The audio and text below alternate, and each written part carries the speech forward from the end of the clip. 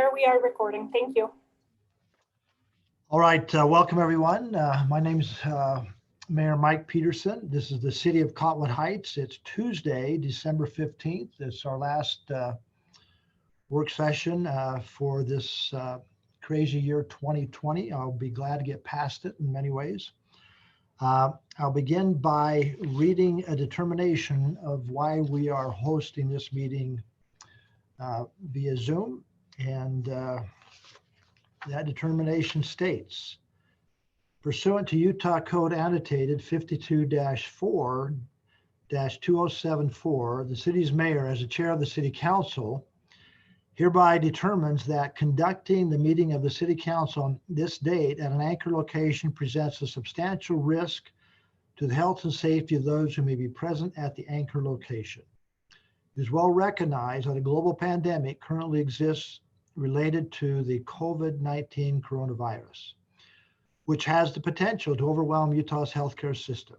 Therefore, due to the state of emergency caused by the global pandemic, I find that conducting a meeting at an anchor location under the current state of public health emergency constitutes a substantial risk to the health and safety of those who may be present at the location.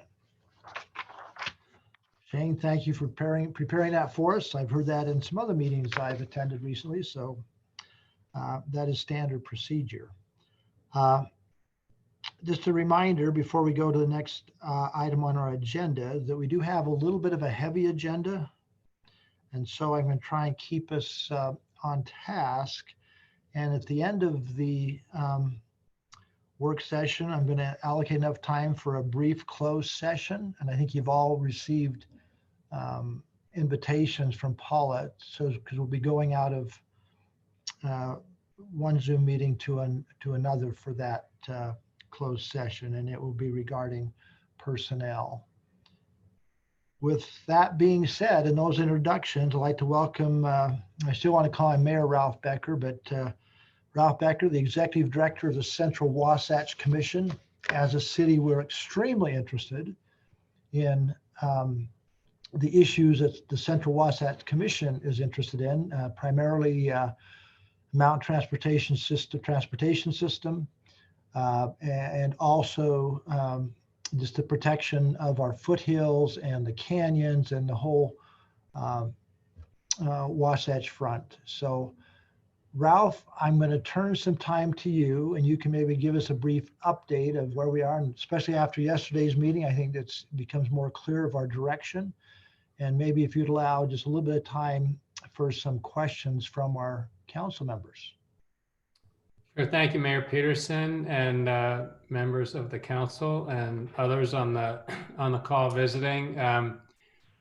I should start by noting that Mayor Peterson has not only been an active member of the Central Wasatch Commission from the time Cottonwood Heights became a member, which was, you're one of the original members, right?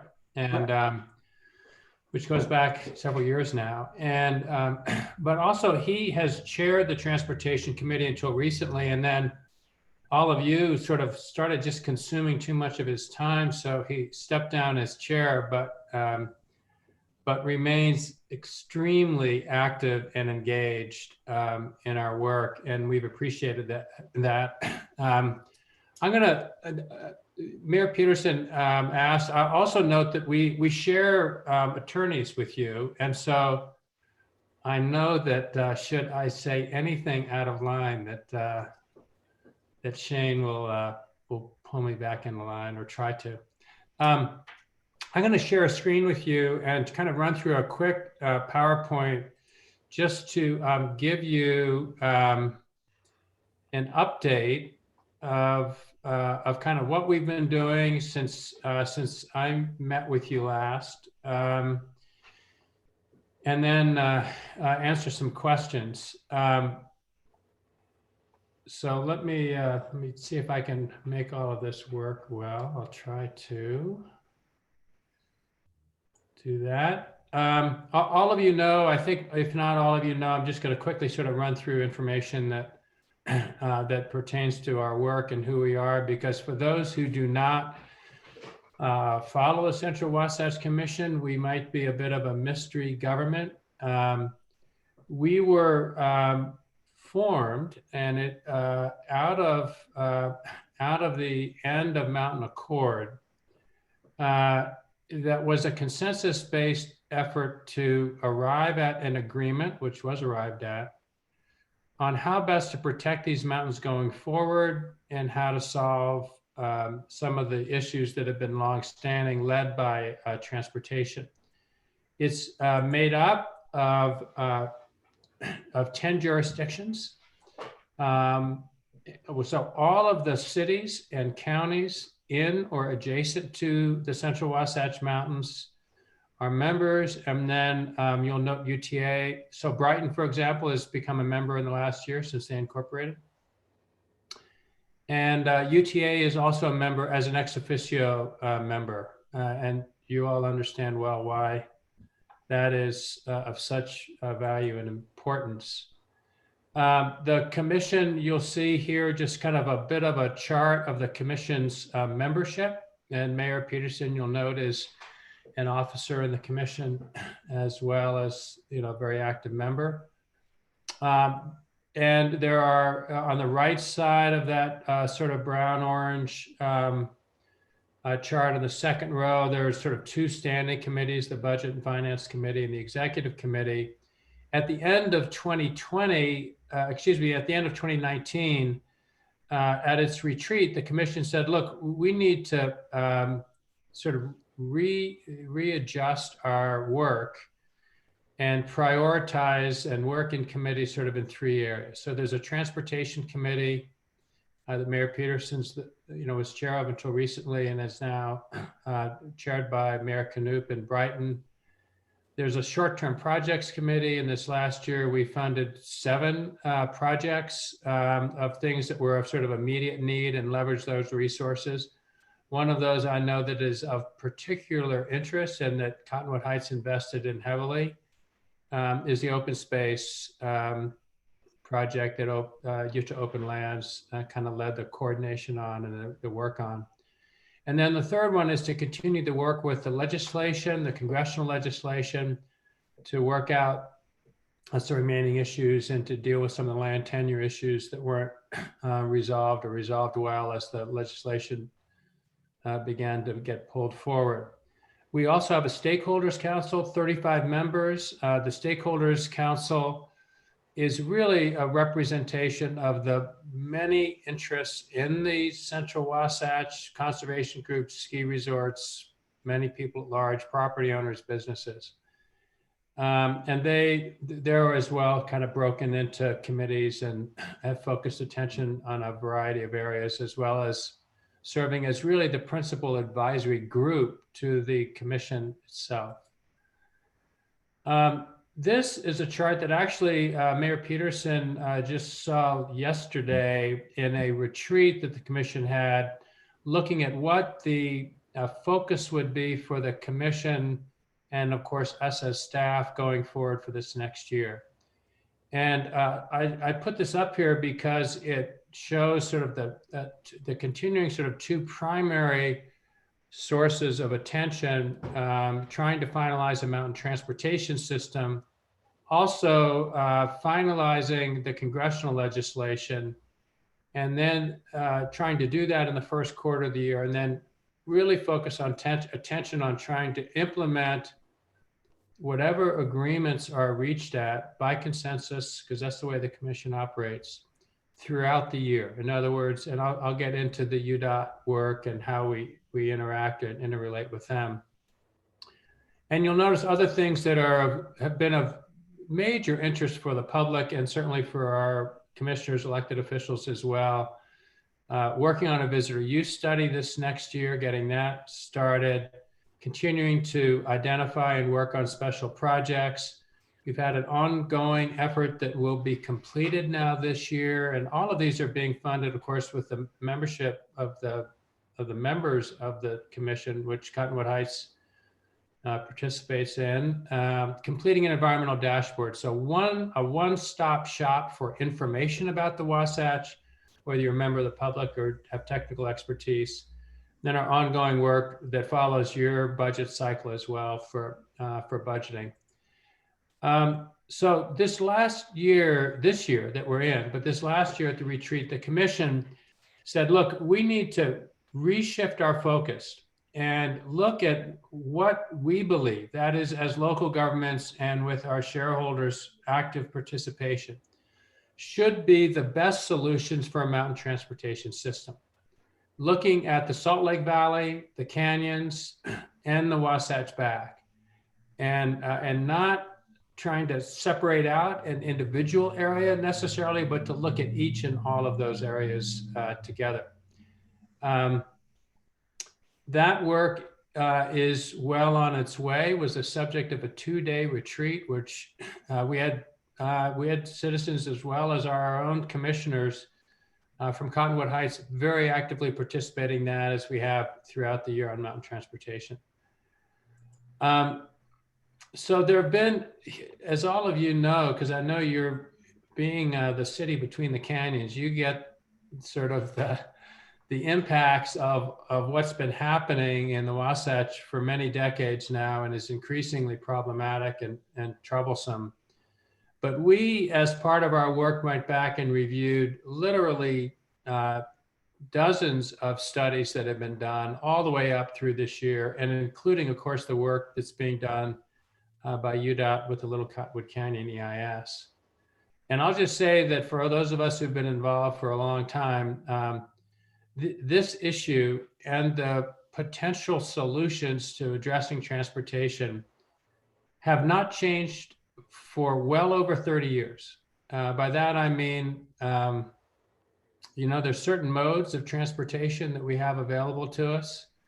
There are criteria that are important that the commission has particularly spent time and attention to on this last year. And it's a matter of getting to a point of making decisions and trying to actually solve problems, including, of course, the problems that communities, Cottonwood Heights, faces.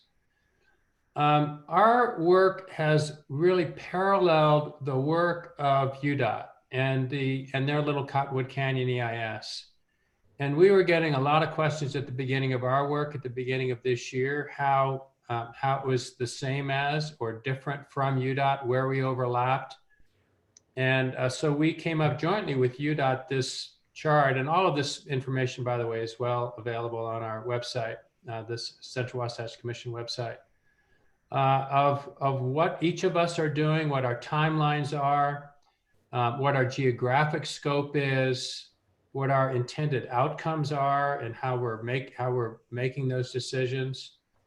And of course, in the case of UDOT, they have the authority with Highway 210 to make a decision that would then be, or has the ability, assuming there's funding, to be implemented immediately. So I just put that up there. You can look at that, and happy to answer some more questions if you're interested. So this is Highway 210, of course, which is the UDOT study area. And this is our study area, which is broader, and we have more of, I say, a planning orientation. And I'll say sort of a consensus-driven orientation that's quite different than an environmental impact statement being run by an agency like UDOT. So we have looked kind of, I would say, comprehensively. We have drawn in experts across the board, private and public experts on the modes and on everything from, watershed to impacts on different recreational users.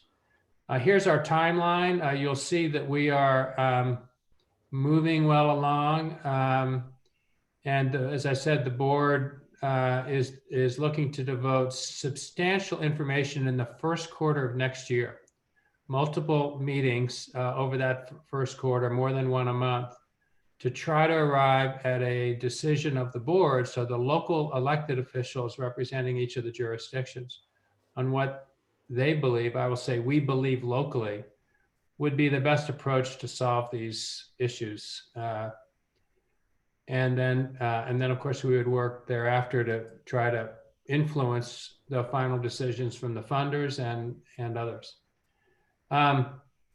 So as part of that work, and part of the work that we've been doing, and Blake Perez on our staff has taken the lead on the mountain transportation work, we came up with a number of conclusions that we recommended to the board, and the board has not yet made any decisions. And some of our decisions, I'd say, were leading towards further conclusions. But one is that the Valley Transit Service has to be improved as part of any alternative solutions. And you all feel the impact of vehicles not having, people not having good options to get out of their vehicles before they get to the mouth of the canyons. And I'll tell you, one of our concerns is that unless the Valley Transit Service is improved significantly, serving this area and serving the visitors, it's going to just move the bottlenecks even more into your laps. The other is that we really needed to look as well at improving that access, whether it's train or bus, from the tracks line to the mouth of the canyons, and look at that in the full respect in terms of community impacts and in terms of how it affects parking, which isn't necessarily, I'll say, a focal point of the UDOT EIS right now. This other next one down the line there in terms of improving the Salt Lake City and Park City connection, that's just improving the existing SLC Connect that's in place, but really runs really just a couple of times a day. And then Mill Creek Canyon continues to be a source of a lot of work, not directly affecting you, but for the users, there's a lot of work going on that CWC is heavily involved in to make some improvements there, including a federal grant. So our next steps, after the meetings that we've been holding this month, the commission has decided to move ahead with its own intensive consideration into each of the alternatives. And there are three major modes, of course, or combinations of modes, and phasing involved with each of those to a certain degree, to varying degrees. And that's looking at bus, rail, and aerial systems. So we will be having some, I'll say, intensive sort of learning and discussion sessions in the first quarter of next year. And again, the goal is to arrive at something by the beginning of April, the first commission meeting in April. So with that, let me stop there and answer questions. As I noted, both your residents and certainly through your mayor, Cottonwood Heights has been heavily involved in our work, and I'm sure as well in the work by UDOT involving transportation. Well, let's open up some questions. I mean, I can make many comments, but I think that it's a perfect time to hear any comments from our council. Just to introduce the subject, as Ralph has done very well, and our process, and you all know I'm a process person, has been very thorough, and it continues. And just like Ralph has said, in the last month, we have spent numerous hours getting to the point to understand the different modes when it comes to transportation, but not taking away the importance of looking at the federal designation, environmental impact, special projects, looking at the whole thing. But with UDOT going to make a selection of a preferred alternative, probably by June or so, I can't remember exactly what it is, we feel is a CWC, and for me to represent this council, I want to hear your feedback because we want to be well prepared to take a position and to have an opportunity to influence UDOT in its decision early summer. And that's why, as Ralph mentioned, that we hope to have a consensus, if we can, by the 1st of April. Any questions from the council regarding what CWC is focusing on? Any questions, concerns that Ralph can answer? Mayor, I do have a question, and I guess for former mayor. I have a question. You mentioned about the rail option, And our city just went through acquiring some property to preserve it from a development. Could you tell us any more about that? We were a little concerned that we didn't know if that option was realized, where it went through that property, and if the acquisition was finalized after or before that was an option.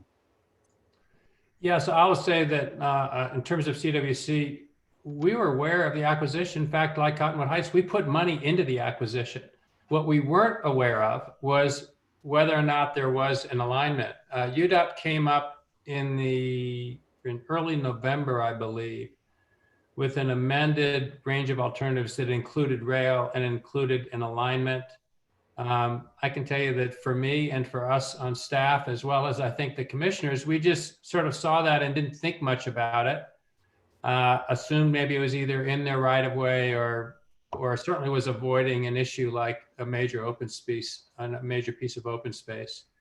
It all started to blow up, and I've got to thank one of your council members for contacting me about it over Thanksgiving, Council Member Michael. But we dug into it immediately. UDOT, of course, was hearing a lot of the same loud voices. And I had a conversation the week after Thanksgiving with the decision maker at UDOT, the Deputy Director, Terry Knoll. And I passed on an email, and I know, Christine, you were part of that email chain, I think. I passed on an email because people were contacting us, obviously, as well. And her comment to me was, UDOT, in the work they had been doing, were looking at property ownership, but didn't correlate that open space property that is being acquired. I think they haven't finished the closing yet, but effectively the deal's been done. And it's closed, yeah. But that property just didn't realize it. And that what they are doing now, from this point, from the point of being aware of it forward, is to come up with an adjustment of either rail, and by the way, it affected aerial as well, and aerial systems to completely avoid that property. That work is underway. I don't know that I don't think there are conclusions to it yet. They've got their engineers working on it. The Lakai proposal, the Lakai development proposal folks have said they in no way would allow anything they were associated with to impinge on that property. And they have been working, I think, with UDOT, with the folks who are designing the alternative of an aerial system and the rail systems to come up with an alternative to avoid the property. So that's what they're working on. I imagine because they've got engineers involved, it won't something that will happen overnight, but they intend to avoid the property. Thank you for that clarification. It did cause quite a stir because we were literally in the process of closing, and then an article came out, and so we're worried about future purchases to try to continue the Bonneville shoreline through there, and so we just didn't want to give anybody the impression that was not protected. Well, and I appreciate Christine coming to me and telling me about it. I had been off the grid over Thanksgiving, and you always sort of are fearful of how much email and communication you're going to get when you get back on the grid. And my email and text kind of blew up, and phone calls over this issue all by itself. So it certainly got all of our attention, and we'll see. There's nothing sort of final yet, but I think the indication is that not only can the property be avoided, but it will be avoided. Well, just real quickly, I don't want to take time with it, but yeah, my email blew up as well. And with Christine's push, because it's in her district, Tim Tingy, Mike Johnson, and myself, and of course, Councilor Michael, we've since met with UDOT, and in essence, and Christine, please correct me, in essence, got an apology because they blew it.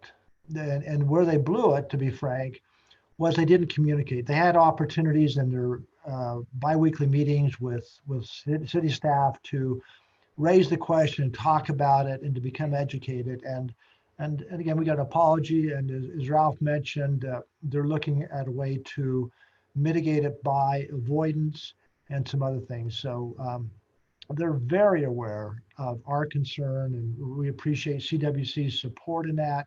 And of course, we appreciate Christine's direct involvement and Utah Open Lands and the 500 plus people who donated personal funds to make it happen. So they heard those concerns. We were very frank with them, and so we appreciate that. More questions of Ralph about what's happening going forward?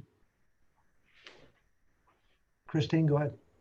I just have maybe a question, more substantive. Can you help maybe me understand where you think the CWC will come out in terms of its support of a particular alternative?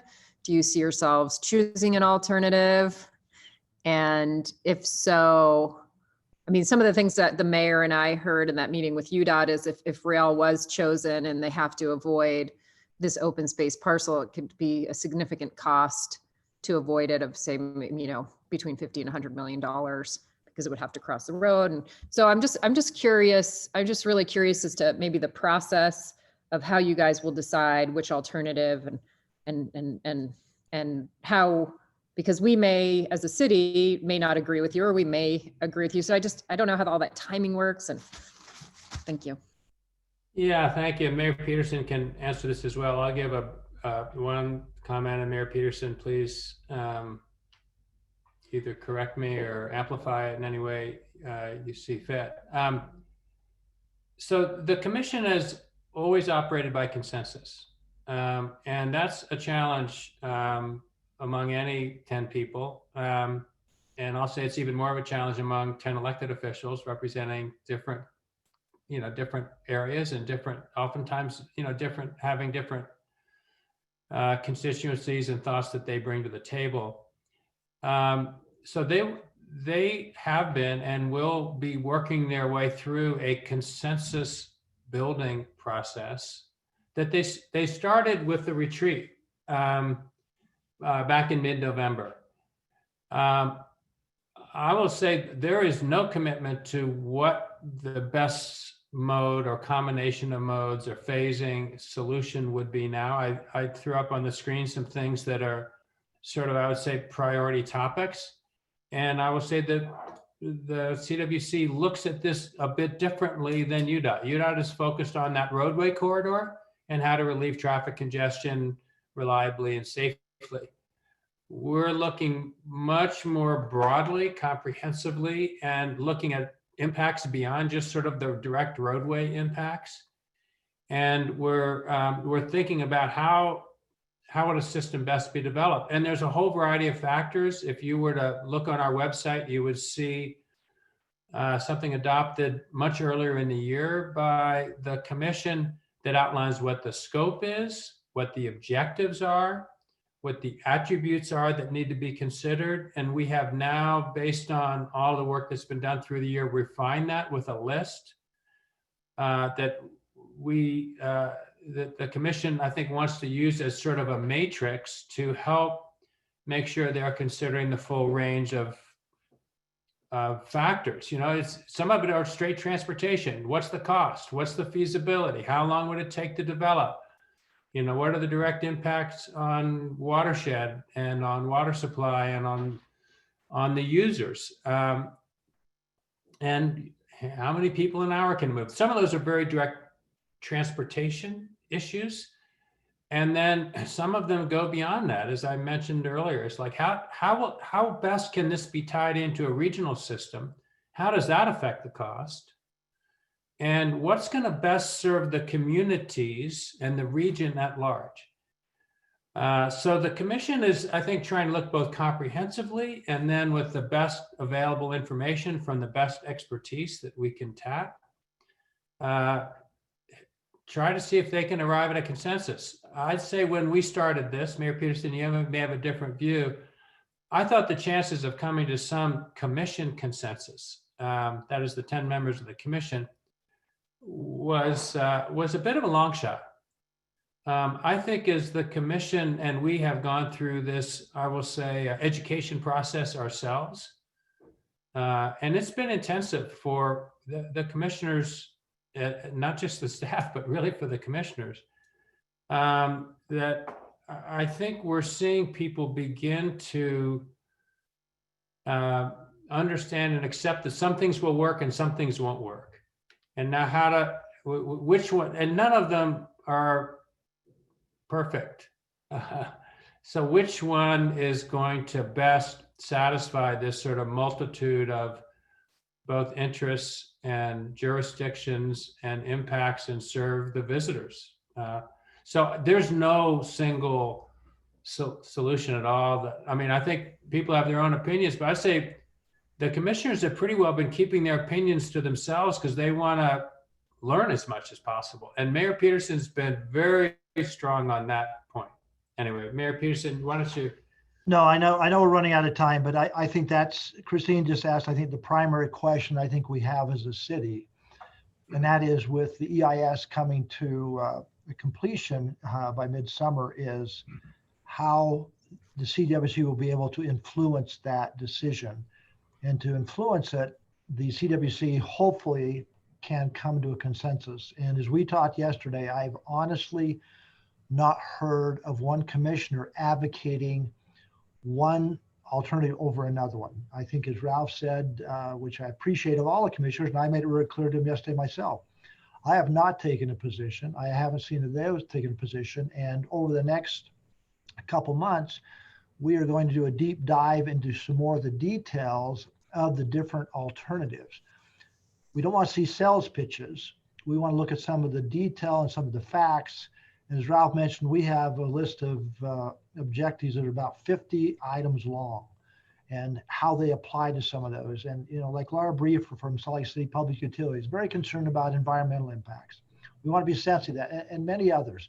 And of course, as a mayor, I want to get a sense and feel of where our city council feels, okay, and how I can represent our city as well. So hopefully we can reach a consensus. It'll be a major coup if we can make that happen. And if we can, I think that would go a long way, I personally believe, a long way to influence UDOT. And so we have an opportunity that's before us. And so we got commitments from the CWC yesterday to spend a lot of extra hours. And some of these individuals on CWC have major challenges in being able to provide that much time. You know, Mayor Wilson and Mayor Mendenhall and others, because of their cities.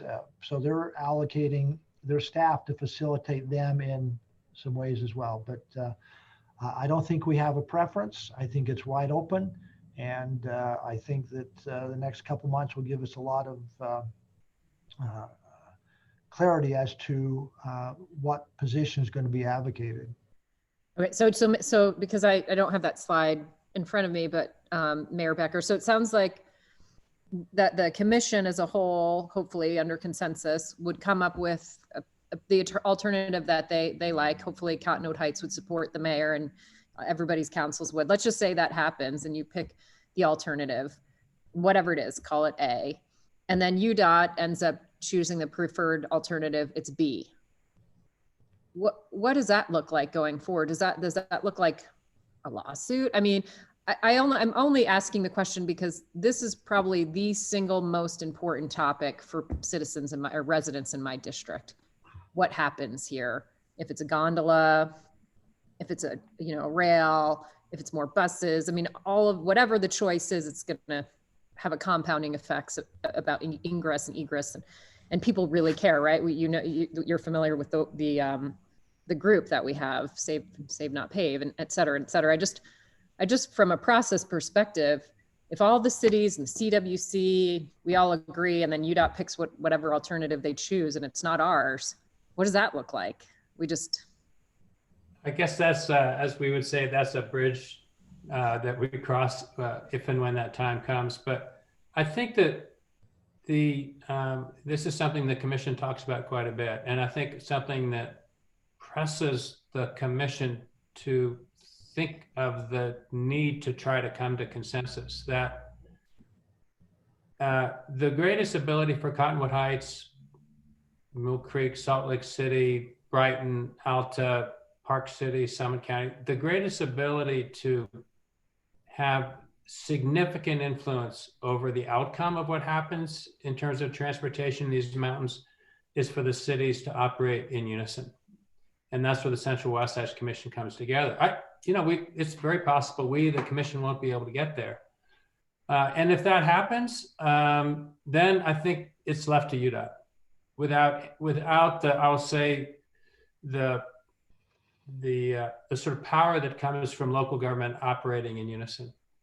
If UDOT then picks something that's different, which is certainly within their total authority to do, in my mind, that's a bridge that the commission and the stakeholders we work very closely with will have to make decisions, and it may be everyone would make different decisions about what to do going forward. And I don't know what that is, but elected officials, the legislature, the governor, certainly tend to like to listen to each other. Well, I think, Ralph, just add to that, I think to Christine's question is the CWC also will have a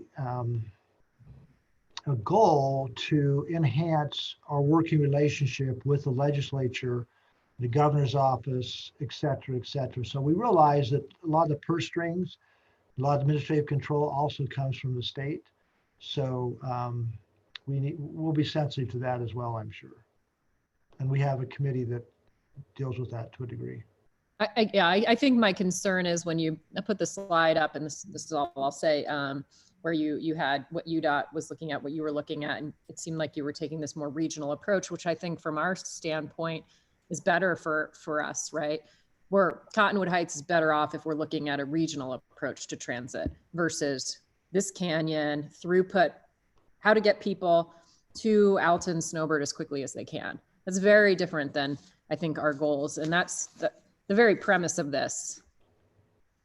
The difference between how you're looking at it and how the EIS looks at it concerns me. I don't know how you get to the same answer. I think it's your geographic scope line. Yeah, I think says well, it is. And I can tell you one of the things we've worked very hard at, that is hard to try to accomplish, and I think been successful in this regard, is to maintain regularly communications with UDOT, both the EIS team and their project manager, as well as the decision maker. Carlos Braceras, the director, has delegated this to Terry Newell as the deputy. And I'm on the, I'm talking to Terry, we have a regular scheduled call. And then on top of that, it used to be face-to-face meetings. And then on top of that, we have additional calls just to keep comparing notes so we don't get too far at odds. It's pretty easy when we have a different orientation to an issue like this to run into issues, and we're trying to avoid that. All right, Ralph, thank you so much. And I'm sorry, but I think we've gone well over our allocated time. We're going to be in trouble with our agenda. Any quick questions that we can throw out there to Ralph? That I don't want to cut anybody off, but we're going to be a challenge to finish. I appreciate you coming and talking to us for a bit. It's a long, hard job. Well, thanks. In my own perverse way, I enjoy it, and we're lucky that Mayor Peterson devotes so much time. So thanks for giving him the time to do it. All right, Ralph, thank you. We won't make you stay on and enjoy. And I understand Blake's got a son that's having a birthday party tonight, or he would have been joining us as well. Yeah. Thanks, everybody. Have good holidays. Stay safe. Thank you. Thank you. See you soon. Bye-bye. All right, referring back to your agenda, next item is review of the business meeting agenda. And the first item on that is, of course, citizen comments. And we'll again remind people to be civil, no personal attacks. Then we have a public hearing regarding our budget amendment, and we'll take some public comments there. We have 2 staff reports. One is the annual report by our city auditors from Larson and Company. We did have an audit committee meeting earlier this morning. And we have our CAFR presentation by Scott Jurgis and our city treasurer, Dave Muir. We have some action items. The first one, 6.1, again, is the budget amendment. And Scott, you want to go through that quickly right now and reintroduce it to the council? Because or Tim, you want to do it? Go ahead. Yeah, I'm actually going to do that I'll do it real quickly. So the budget amendment includes 2 items. One is the in the capital improvement fund, which is the heat for the installation of heat for the public workshop. We'll talk about it a little bit later on in the work session here, but I've conveyed and communicated it to each of you. Basically, we've sought out bids to put heat in that facility, allows better working conditions for our staff, and also they do most of the maintenance on all of our equipment in there, and it also expedites dispatch for our snow plowing in emergency situations. So that's the first part of it. The second part is the compensation proposal. This goes clear back to our compensation and budget committee back in the spring, talking about the proposal for market and merit adjustments.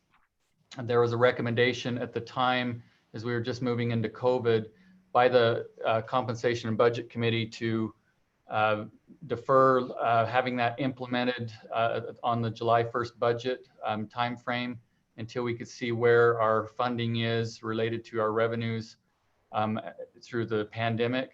So the council, in the adoption of the budget in July, indicated that's what they were going to do. We brought this back in October and November and provided more information for you on that. The council gave direction to have it on the December 15th meeting for consideration. And if it's implemented, it will mean the compensation will begin in January in the first pay period. Anyway, so that is the second portion of this. It's for half of the year, so it's about $304,000. The other one with the Public Works is $21,000. So that is the proposal for that. Questions, comments from the council? All right, thank you, Tim. Item 6.2 is declaring certain properties surplus. Who's handling that? I can Scott. we have a number of modems that we took out of our police cars before we turned them in and sold them back to Ken Garf. These modems are not in great shape, but they're not unworkable, and there is a market out there for them. We'd like to utilize eBay to sell them. A lot of times we find other police agencies and other people who have radios and MDTs in their cars that can utilize these to replace broken units, and we'd like to have them be allowed to be surplus. There are 37 of those modems that we'd like to do this on, and that would be handled through the police department as they do that, but it would be a bid process through eBay that we'd like to utilize. And where do the proceeds from that surplus, where does that money go? It would come back in as revenue in the general fund. Okay, it's back to the general fund, yeah. Okay. Yeah. All right, any questions on surplusing those modems? Hearing none, item 6.3 is consenting to reappointments to the Historic Committee. Tim, you want to introduce that? Yeah, this is 3 reappointments, Paul Benner, Gail Conger, and Carol Woodside. We've included some information on them in the packet. They are amazing committee members, do so much for that committee. I think Councilmember Bruce probably can affirm that. They do wonderful work, and I'm excited that they're willing to be reappointed and continue their service. They bring such a depth of understanding of the history of our area, and so I'm recommending approval of that. Okay, assuming Councilmember Bruce is supportive of that. All right, item 6.4 is designating a portion of Prospector Drive as a parking permit area only. Now, I know that, I mean, Mike Johnson, maybe you're going to introduce this. Is that correct? Yeah, I'm happy to give a summary of it in the meeting. We've talked about it. I think everyone on the council is aware and familiar with it. As we discussed, if the council votes to approve it, we would just suggest that we return to this when that overflow lot is being constructed. Right now it's a dirt lot, you can use it. And during construction of the permanent lot, we would suggest that the council utilize the provision that allows you to amend the parking area and put that on hold while the lot's under construction. So there's somewhere to park to use the trail. And then you'd reestablish that parking area when the lot is finished. And that would resolve the concern that during construction, there would be nowhere near the trail at all to park, except for the 10 or 11 parking stalls right at the trailhead. Okay, I understand that. That's one of my two questions. I appreciate you doing that. That is that we would implement the parking by permit only. Then once we're under construction, we will soften it and not enforce it and allow it to be parking on the street. The other question was, there was some concern about a sticker versus just something you can put on a mirror. Yeah, that was for guest permits. There was a concern that residents would need to come in and request a guest permit every time they had visitors. And if you have impromptu visitors and it's not during business hours, that'd be difficult. I think that's on our January agenda to bring a text amendment forward to you. So if we approve this tonight, we're approving it for the area we saw on the maps. It excludes, what's that street? Quicksilver. Quicksilver, yeah. Quicksilver, and they would need to apply separately. Yes. And then with the understanding that during construction, we would soften the enforcement. Then in January, come back, and for guest permits, we would have a discussion to see if we want to amend that to move to a window pass rather than something that's permanent to a car. Yeah. Yeah, and with the modifying the area during construction, no action on that is needed tonight. That's just at the time that construction takes place, the council would schedule a public hearing and kind of initiate their own modification of it, but we'd go through a very similar process. So we would notice people in the area, hold a hearing, and then make a decision. Councilor Michael, is that your understanding? That is, yes. Okay, any further Can questions? I propose, Mayor, could I propose something?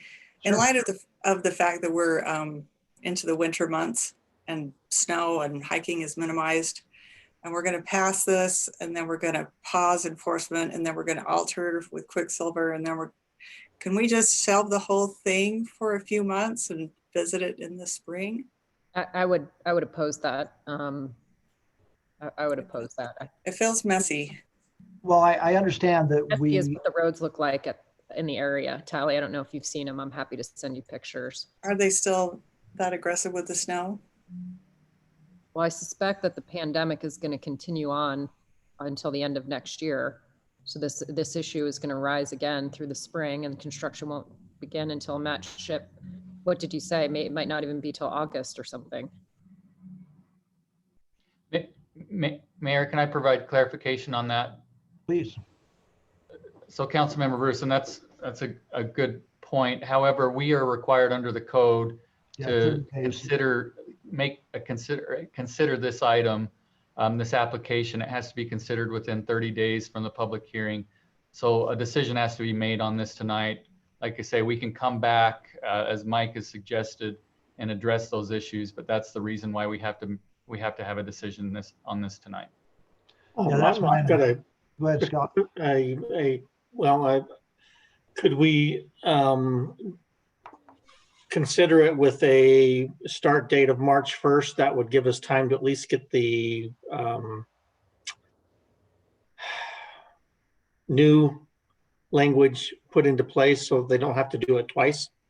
that was kind of what I was thinking, is it seems to do this and then to do more in January. I mean, I agree, it's a little bit messy. I understand that they want it, but I think if we maybe, if that passes the legal test, then, saying, yes, we're going to put it in, and the effective date would be March 1st, 2021. And that would give us a chance to get the other text amendment done. And just a point of clarification, when we say we're going to soften enforcement, does that mean people are going to think they're parking illegally, but we're just not going to do anything about it? It makes it pretty tricky on our police force. Honestly, I envisioned it like what Salt Lake does downtown during the holidays, where they should put a bag over the parking meters. I envisioned a bag over the signs. I don't know what the plan was, but that was my thought. Well, I would think that once we have a definite time frame of when construction is, as a council, we would talk specifically of what softening means. That was just a layman's term to say that we need to accommodate and be sensitive to those who want to access the canyon during construction of the parking site. So I think that's something we would definitely look at closely when we get construction underway. Mike, what's your feelings regarding the implementation timeframe of this? I have no problem approving it and implementing it sooner, and and then we'll deal with challenges as they come. Yeah, I mean, it's going to take a couple of weeks at least to order signs and have those fabricated and install them. So I don't think, depending on how the conversation, the text amendment goes, I don't think there's going to be that much time between getting the area up and running and considering a text amendment.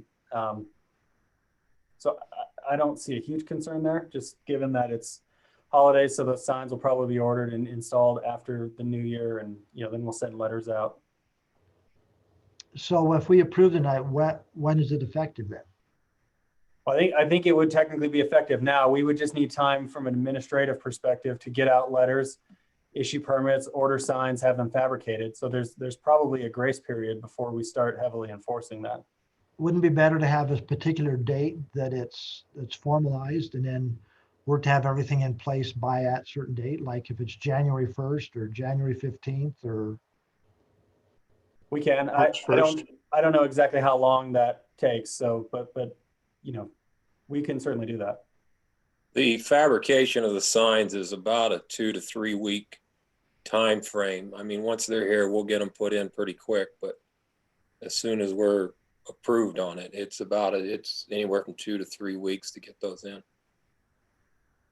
Councilmember Michael, what's your thoughts regarding time frame for you? It's your district, yeah. Well, we've gone round and round. I don't know if there's a proposal, so it's hard to. Is it possible to vote on it today? If it's approved, then we don't the effective date is not until 3 weeks from now, and the signs are done. Is that? Yeah.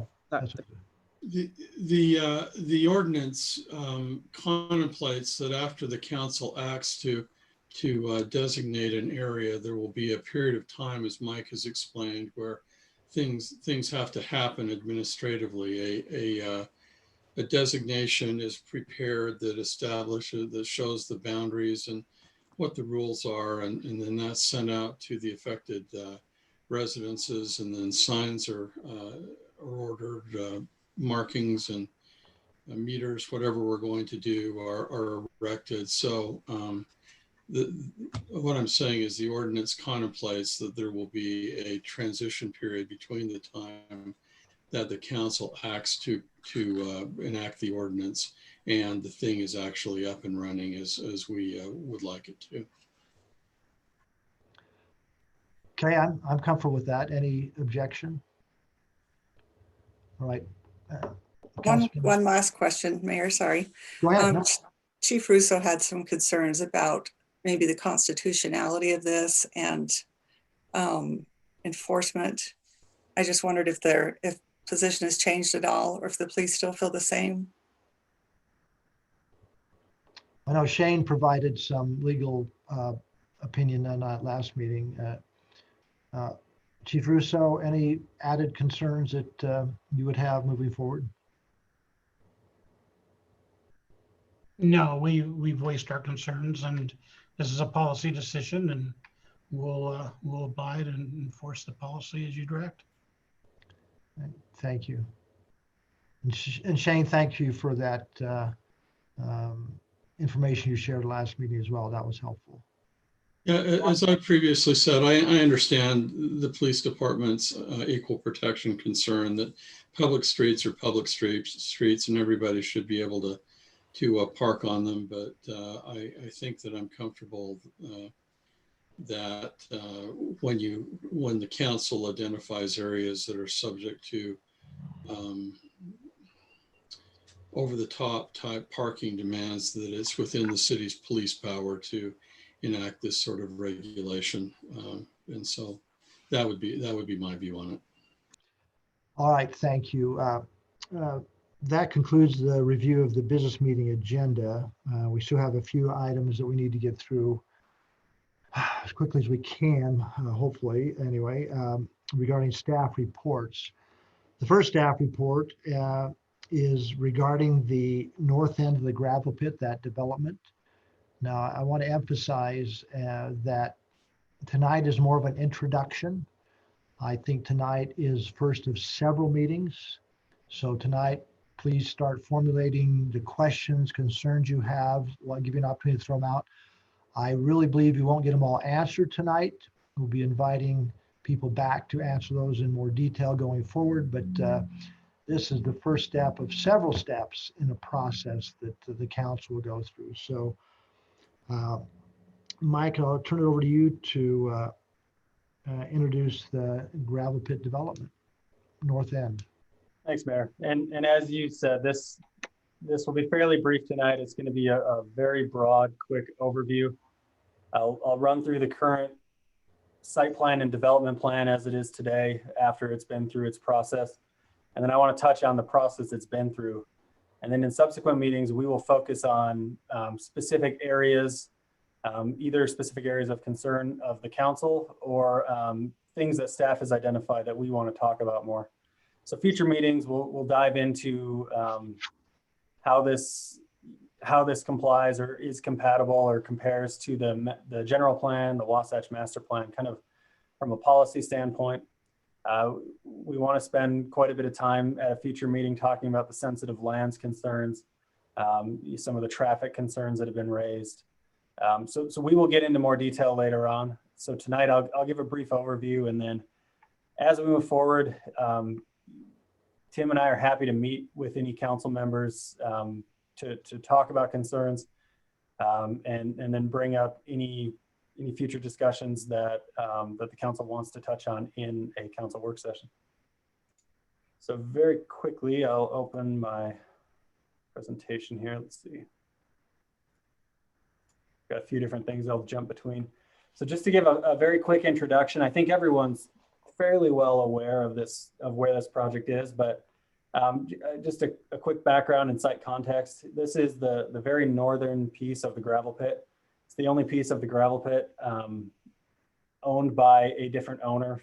So this northern it's about 20 acres is owned by a different owner than the rest of the gravel pit operation. The operation on this piece has been ceased for quite a few years now, and it's continuing on the southern piece. This is just a zoning and land use context. The zone today is technically a very low density residential zone. But even dating back to the general plan, that's never really been the vision for the area. I think it was just the zone that was applied when the city incorporated. The general plan land use map defines this as a mixed use zone. And then there's a lot of policy and plan recommendations for how to treat the future gravel pit development that talk about density and mixed use and walkability and things like that. And like I said, we'll do a deep dive on those things probably at the next council work session. So I'm going to jump back quick to the proposed development plan. The PDD is a fairly complex type of proposal and process. So it consists, it's technically a rezone, but it consists of a written ordinance that's written specifically for this site. But it also consists of a site plan showing, applying that ordinance, what the final plan and final development will look like. So I'm going to start with the plan because it's easier to look at the pictures in the site plan. And again, we'll get into the ordinance at a later meeting.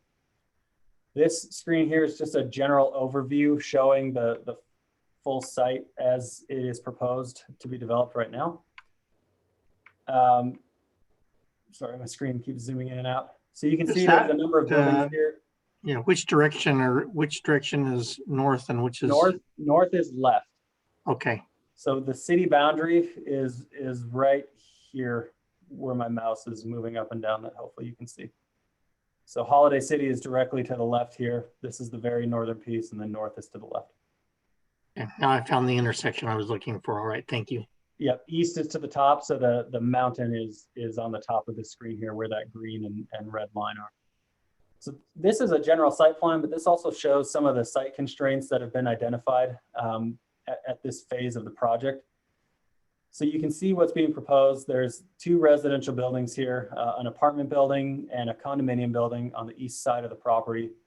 In the middle, we have a proposed hotel and then 2 retail uses. The type of retail has not been identified yet. It's just general commercial or retail uses that we would see in other zones. Out closer to State Road 190, and I'm going to refer to it as 190 because we have another road named Wasatch Boulevard here, and it gets confusing. We have 2 more retail pads and then 2 pads that are three-story buildings with 2 stories of office proposed on top and 1 story of commercial or of retail on the bottom. So 2 mixed-use buildings there. The blue line you see in the middle is an aqueduct water line and its associated easement, which is very large. That's owned and under jurisdiction by Metropolitan Water. There's a lot of restrictions for what can and cannot be done on top of that water line. Certainly buildings cannot be built on it. Roads that cross it have to cross it as close to 90 degrees as possible. You're limited in what you can use it for on top of that easement. Things like parking even present challenges. And then they are proposing to connect what I'll refer to as Wasatch Boulevard, which is in Holiday City, through the site that would, for now, stub into the southern portion of the gravel pit and would be picked up when that piece develops sometime in the future. Site circulation, they're proposing 2 roundabouts. You can see here, it's a little fuzzy, but on-street angled parking. The intention of this road is a, kind of a center street type feel where the speeds are low and there's wider sidewalks and bike lanes and good pedestrian amenities and safe crossings and, all that kind of stuff. What you can see here though is all these red lines. Those are identified fault lines and the fault setback areas. So this site is not only constrained by the blue aqueduct easement, but also all of these fault lines. And then obviously to the east side, you have a very steep slope that will need to be reclaimed and engineered in detail to make sure it's safe when that grading is done. But no development proposed back there. So in between all of the fault lines and the fault areas and the aqueduct and the easement associated with that, they're kind of siting their buildings accordingly. I'm going to move on and let me know if that doesn't change. It should be a landscape plan now. Hopefully that worked. This is a site landscape plan that kind of shows in a little better detail some of the open space and plaza pedestrian area amenities proposed. So over that waterline easement, they're proposing a large, naturally landscaped public gathering area. You can see the cross hatching pattern here around the buildings would be kind of pedestrian plaza space, not meant for cars, but pedestrian areas that try to connect the retail buildings together the best they can. They are proposing, I'll bring attention to this, a public trailhead and a public trail that would then connect up in the future to Bonneville Shoreline Trail. The southern gravel pit piece wraps around this to the east, so it would connect through 2 properties up to that BST alignment. But that is proposed to be constructed as part of this project and then At the time it does connect to a broader trail system, it would be deeded over, given over to the city as a public trail in some way.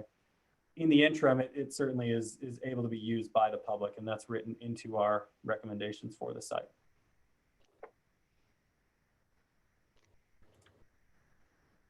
These are not representative of the final architecture or design of the buildings. These renderings are only meant to be massing renderings to give you a sense of the scale of the buildings from a few different vantage points. These were prepared at the request of the Planning Commission, and I think the commission felt they were very useful in their review. So this is a view from right out in front of the site at that intersection at 6200 South. So from SR 190, you can see that the buildings generally get bigger and taller the further east you go back into the hillside. That is the way the ordinance is designed.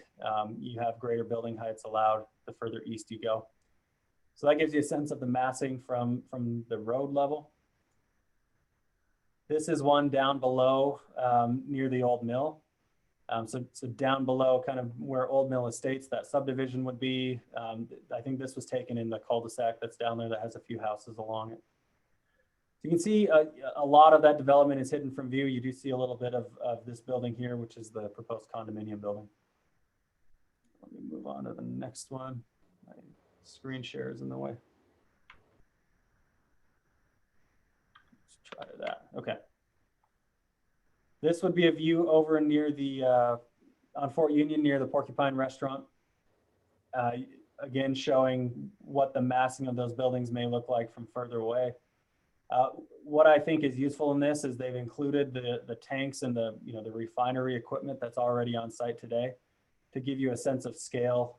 You can look at these tanks today and kind of compare that to the impact of those buildings as they're proposed. And then, okay, that's all I wanted to show of those renderings. So I'm going to go back now to my PowerPoint. So that's the very quick overview. And like I said, we'll get into the details of all of these things in much greater detail moving forward. Here's a summary that does provide a little more detail. I won't necessarily read through all of these, but I think I'll point out the residential component of this is proposing about 424 units. And then obviously the way the ordinance is written now, 10% of those are required to be affordable units or BMR units. That is an ongoing discussion, so that could increase based on how the council proceeds with the proposed text amendment. But at a minimum, 42 or 43 affordable units. You can see that the two residential buildings are by far the most dense buildings proposed and the tallest buildings. The apartment building is proposed to be 7 stories, which would be 2 levels of parking at the ground level, and then 5 stories of apartments on top of that. So that's about 78 feet. That's not exact, but that's an approximation. The condominium building is proposed to be the tallest building on the site. 99 units, those would be condominiums, so 4 purchase units. 13 stories are proposed. I believe it's 3 levels of parking and then 10 levels of condominium units on top of that. And that is kind of proposed to be built into the hillside. We have asked for some clarification on the visual impact of that from the north to get an idea of how far above the site that would project. And then the retail and mixed use pads are 1-story or 3-story buildings, depending on the use, with the hotel being proposed as 5 stories or about 65 feet. One thing I will point out that we'll talk about further is the parking. The parking for the residential uses is all contained mostly within a parking structure. The apartment building does have a surface lot for visitors and additional parking, but most of that parking is contained within the buildings inside parking structures. The other units or the other uses are proposing to use surface parking, generally where the fault lines are located, where buildings cannot be. Between all of those uses, a total of 330 stalls is proposed, and that would include those angled on-street parking stalls. So it's not all in the parking lots. Just to give you an idea, this is proposing to share parking and share uses based on, a hotel has its peak parking demand at a different time than an office building would, at a different time than a restaurant would. So by planning for compatible uses that have their demands at different times, you can actually eliminate some of the necessary parking by sharing those uses.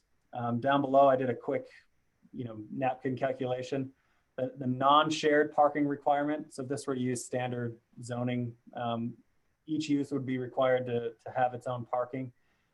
We would land at about 400 total stalls needed for all of these uses. So by proposing the shared parking, they're eliminating 70 stalls. Parking stalls usually 9 feet by 18 feet. So that's about 12,000 square feet of parking area that is saved by this shared parking proposal. Here's some additional information just about some of the open space and the impervious surface and building footprint areas to give you an idea.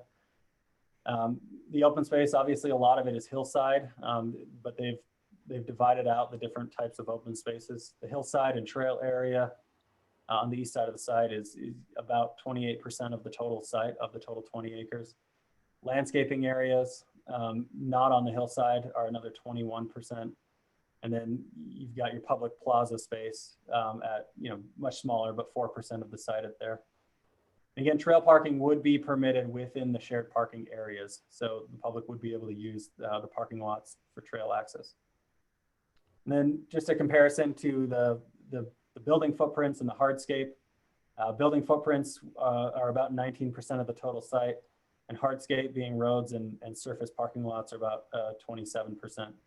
With the landscaping, which is all of those three things above, 54% of the site. So I'm going to quickly run through the process we've been through to date, and then that's where I plan to leave it tonight. I can answer any quick questions and then take notes and refine what I bring back next time. So this is a bullet point list of the public process to date. We have a few things in there that aren't directly related to this, but tie in, and we'll talk about when we talk about compliance with policy documents. Dating back to the original general plan, it talks about this property a lot. So we did quite a bit of analysis on how this proposal complies with what's in that 2005 general plan. And then in 2015, the Plan Development District zoning tool was created.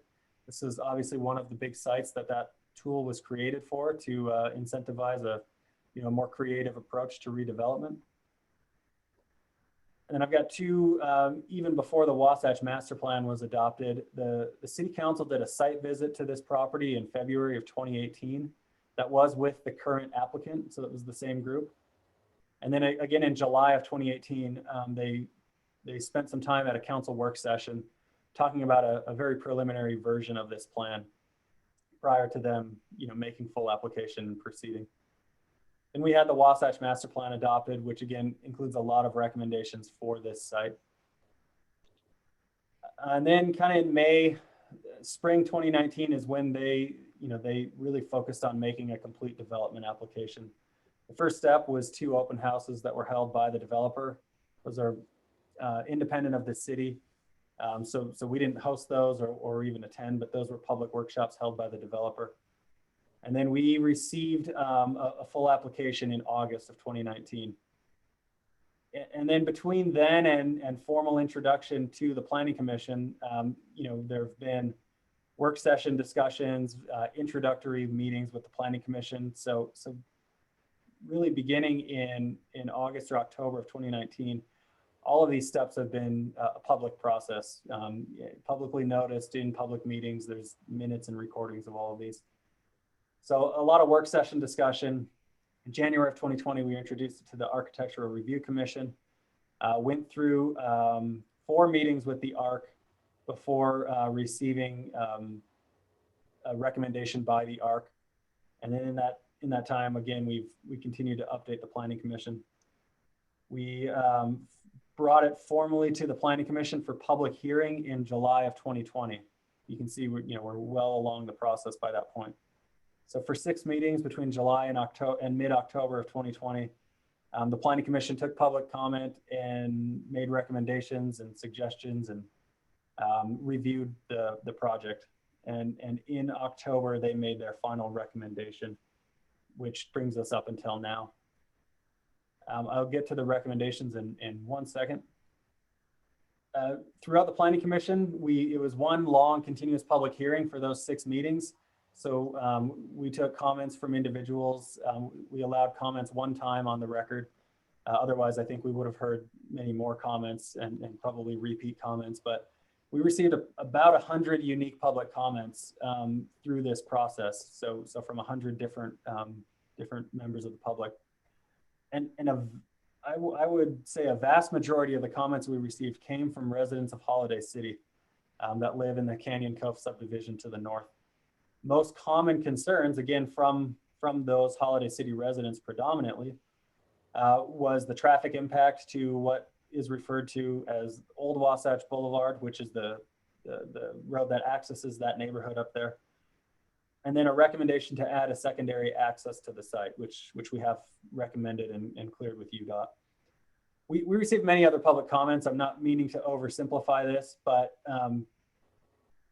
by and large, we heard from Holiday residents, and it was traffic concerns.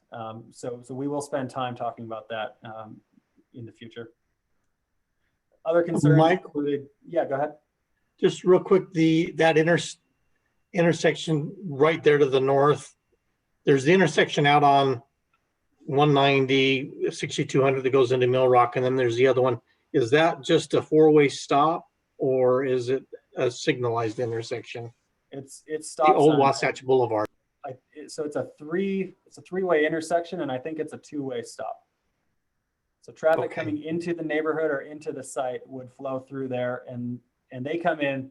Traffic off of State Road 190 is signalized, so they come in when the signal allows it. But traffic into the proposed development or into the neighborhood does not have a stop. Traffic out of the neighborhood and out of the proposed development would have a stop sign. Okay, thank you. Other public comments, real quick.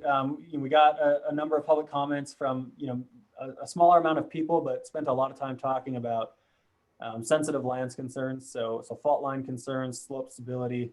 We have a lot of studies, and we've gone back and forth in many meetings with city engineers, the city's geologic consultants, the project engineers, to get to a point in this where we're close to feeling pretty good about it. And we'll continue talking about that. But very quickly, the recommendations that were made, city staff, we didn't feel we had enough information or enough had been addressed until our October Planning Commission meeting to make a formal recommendation to the commission. To that point, we had requested additional information, more studies were being done. The applicant was responding to requests from us. And at that first October meeting, we felt that enough had been done. And the application was very well completed, that staff made a recommendation of approval to the Planning Commission. And those are detailed in findings and certain conditions recommended in the staff report that's on the project website. But this just shows, there was a lot of work done by staff, by the Architecture Commission, by the Planning Commission, feedback implemented by the applicant to get us to the point of approval. It didn't come in the door, necessarily warranting approval, but we feel it did get there. The Architecture Review Commission, in their 4 meetings, they made a lot of really good suggestions and recommended a lot of changes that were implemented. And they ended up recommending unanimous approval, which is known as a certificate of design compliance, after those recommendations were addressed. And that includes, the roundabouts were not originally part of that. They felt that would improve site circulation and give identity to that main roadway. They made some good suggestions to modify some of the building orientation in there. And they had a lot of say in the project specific design guidelines and how that will play out as the site would develop over time. And then the Planning Commission, after all of the work by the ARC and staff and the applicant making changes that were requested, And after taking all the public comments that they did, they ended up making a recommendation of approval by a vote of 5-1, with a few additional findings and conditions recommended. Nothing substantial, but good recommendations that we think will help improve the project.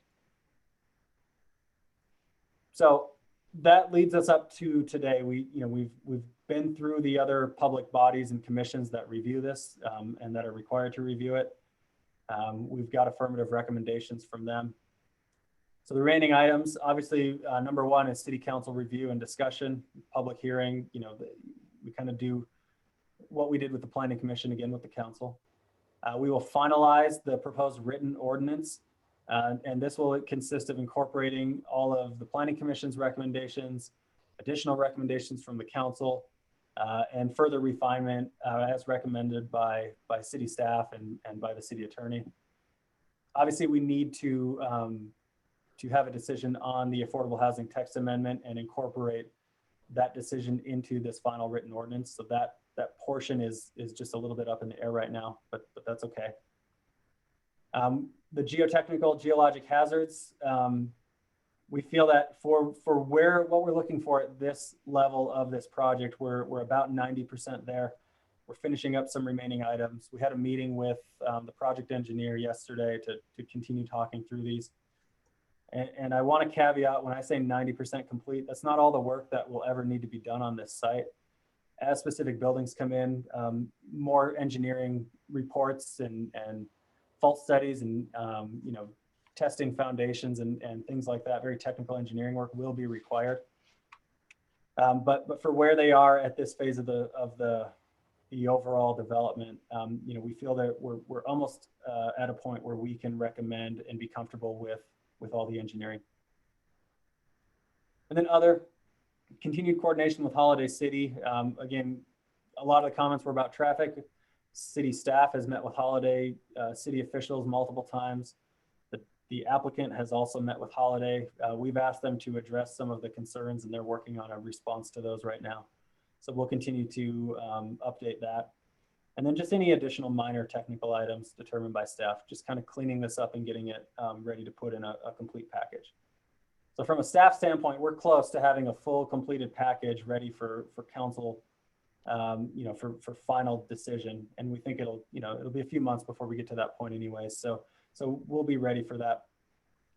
I'm going to stop there, and then I'll pick up with ordinance and policy analysis at the next meeting. Are there any general questions tonight? Well, Mike, we have about 5 minutes, and what I'd like to propose is giving each council member about 60 seconds to identify just some specific questions, and you're not going to be held to this, and you'll be able to add to them offline or later.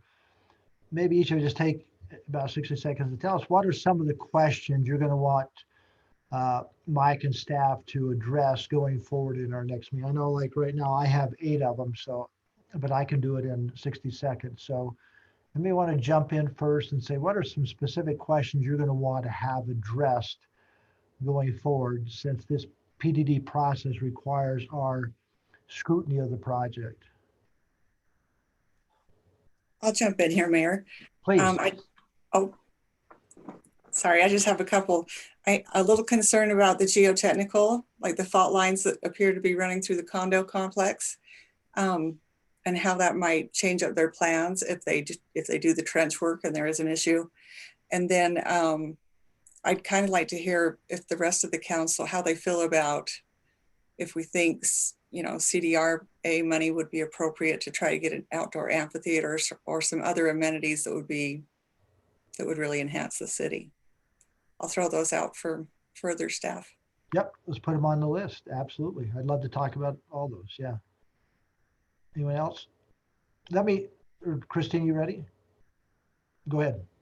Sure, thanks. I think I just have three questions, and thank you to Mike for having a tutorial of the PDD process again with me a week or so ago, and just sharing the project with me. But 60 seconds.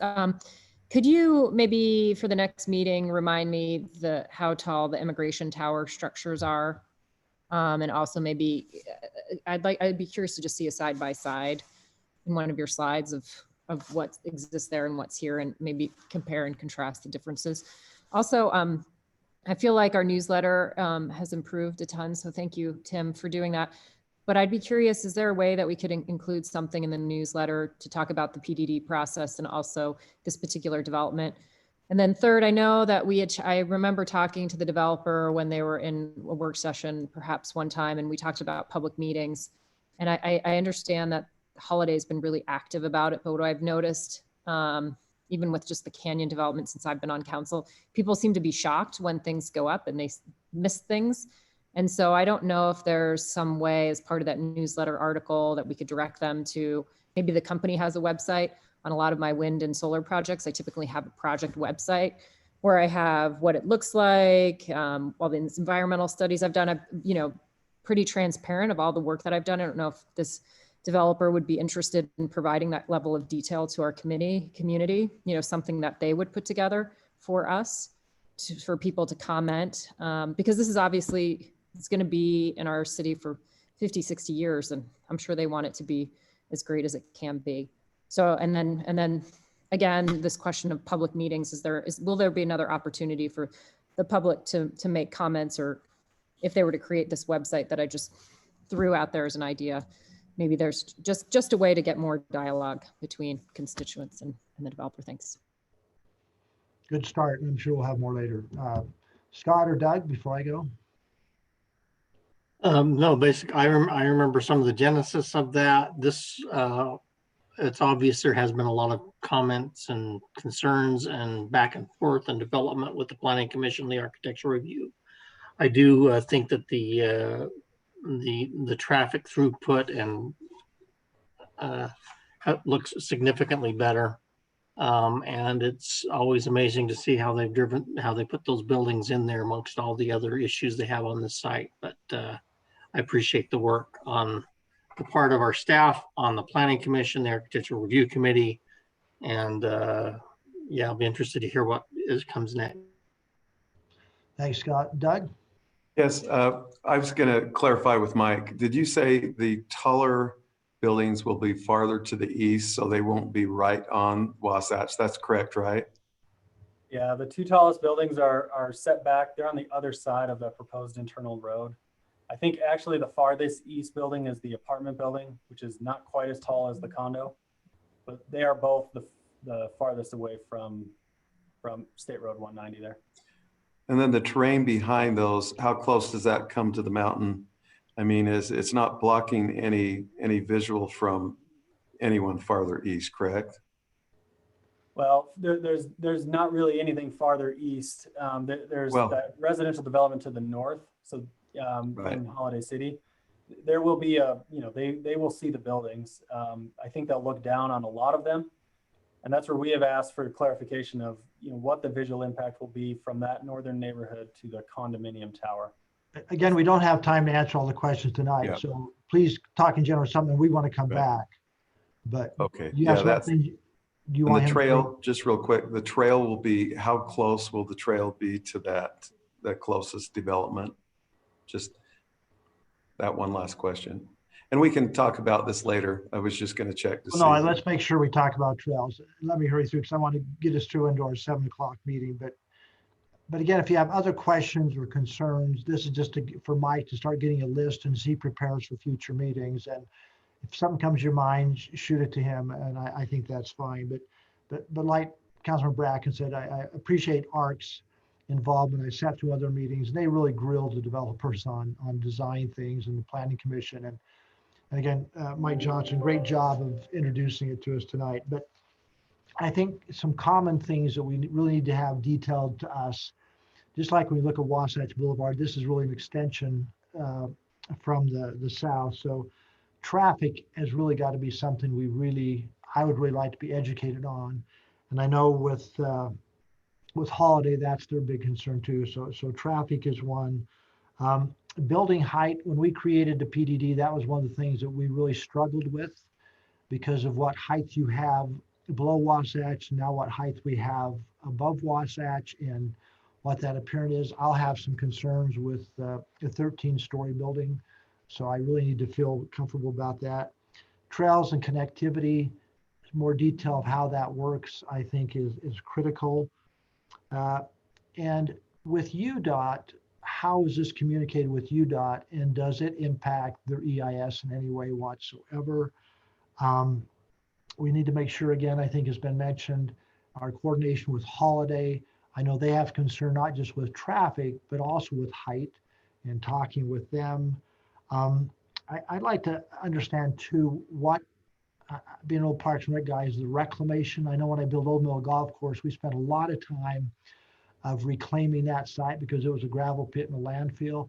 How are they going to deal with that scar behind the height of those buildings? And again, we talked about the text amendment, and Mike, maybe, and you've done this, is clarify in one of our next meeting our role in approving this, and as far as the PDD and why we created the PDD. Because usually we would not be this involved in some projects, but we have the right in this one to get in to the weeds a little bit. And so I appreciate those questions and concerns that come up. Any last comments? I know we're running out of time. No, you did mention, and that was one question I had, is how does this mesh with the parking, the money we received from UDOT? Where would that parking actually be, that type of thing? It doesn't look like it's on this site, but that's something else we need to make sure we cover. Yep, that's a good question. All right, thank you, everyone. You have added question comes up, shoot them to Mike. Mike, does that give you a list of enough things to move forward on?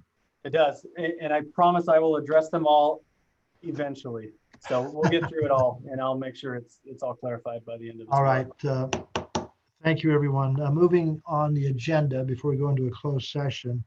Item B under staff reports, Chief Russo with some participation from our attorney Shane Topham.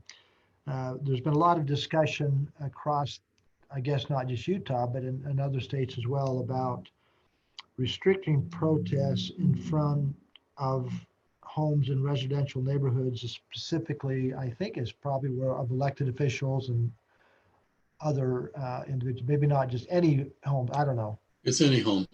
Yeah. So, you know, So Robbie, you want to introduce that and see if there's any interest of our council pursuing that or not pursuing it? Sure. I think it was American Fork and Lehigh just did something this week, and others, I don't know. Right.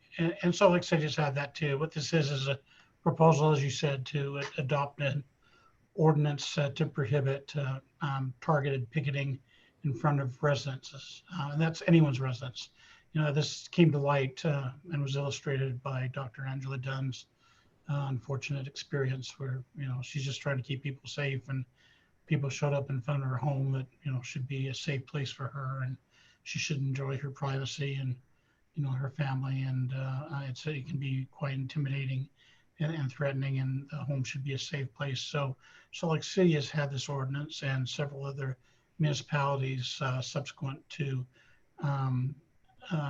that incident have adopted this ordinance, and it prohibits anyone from protesting within 100 feet of a home and targeting a residence.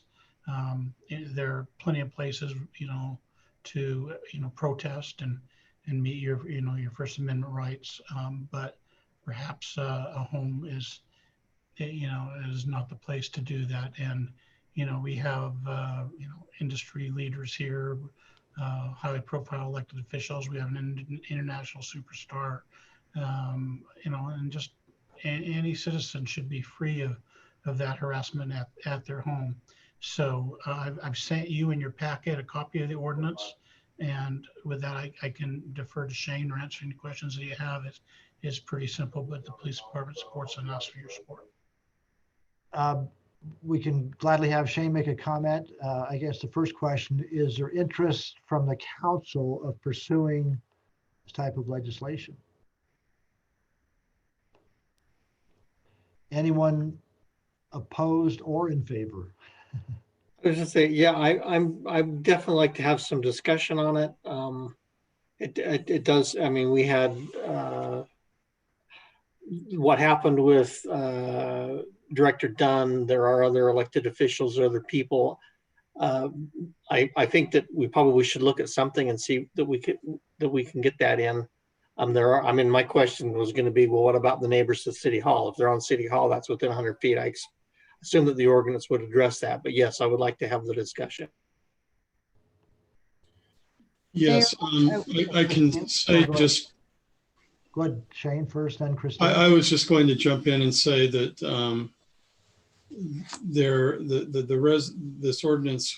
this type of ordinance was originally enacted in Salt Lake City in 2007, and then in Salt Lake County and Holiday in 2008, and then this year there have been various other jurisdictions: Orem, Lehigh, Spanish Fork, Riverton. There may be others.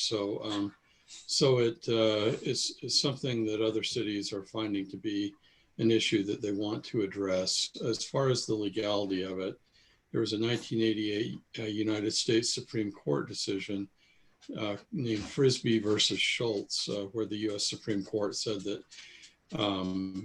protecting individuals' residences from targeted picketing is within the city's police power. They recognize that people have a right to feel safe in their own homes and have been upheld by the U.S. Supreme Court. What the standard that most all of these Utah cities have taken is a protest within 100 feet of somebody's residence. Going to what Councilmember Bracken asked, it has to be targeted at a particular residence. So just because it's happening in front of your house doesn't make it a targeted residential picketing. It has to be targeted at your house for a reason, whether you're a city council person or the state epidemiology director or the governor or whoever the people are that have caught some of these protests slightly in front of their homes. Thank you, Shane. Christine, you had a comment. Oh, I was just asking for clarification on process. Is this typically the type of thing that we talk at our retreat in January and then decide to put it on the agenda, or is this outside of that process? I guess I'm just, we try to stay within certain processes, and I was more curious about that. But that could be a recommendation you could have right now, is that do we spend some time and put it on the agenda for our retreat? I'd feel very comfortable with that personally, but if somebody feels the need to move quicker, it's something we can do. But it was suggested that it's timely we consider it because of what's happened across the country and recently in our state. But is that a recommendation that you'd maybe move it to the retreat? I'll take a minute to think about it. Yeah. Our next meeting's in January. I'm not exactly sure when the retreat's scheduled, but I mean, it's kind of tomato almost. Yeah, the retreat's probably in February, to be honest with you. So, yeah. I would just maybe make a request that staff do some homework and see comparisons of what other cities have done and maybe some pros and cons. I have done that, and the ordinances are almost all identical as far as what they say and how they say it. So I have already done that.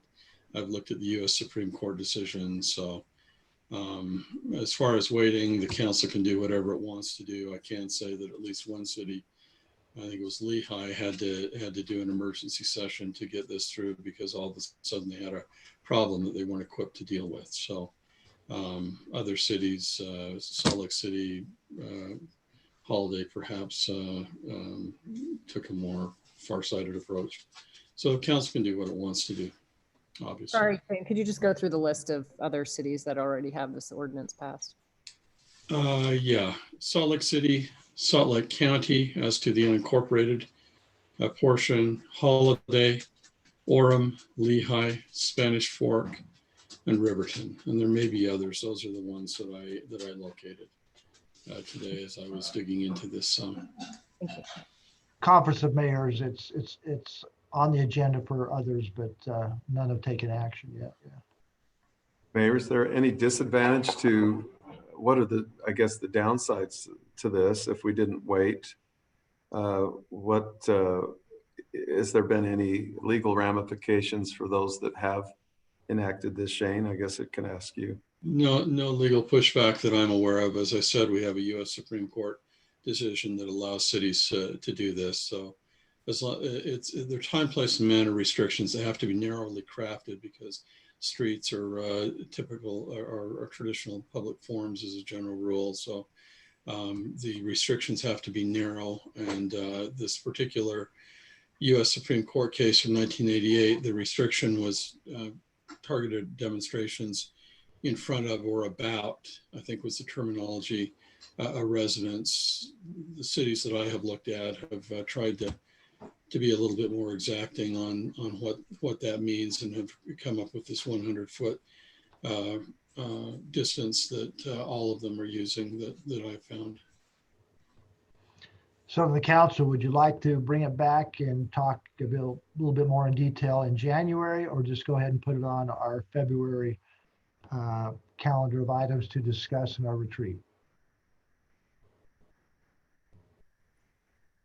I would lean with maybe having another short discussion, the first meeting in January, and then deciding if we want to do it the second meeting or push it for further discussion. Okay. I did not read the ordinance in detail.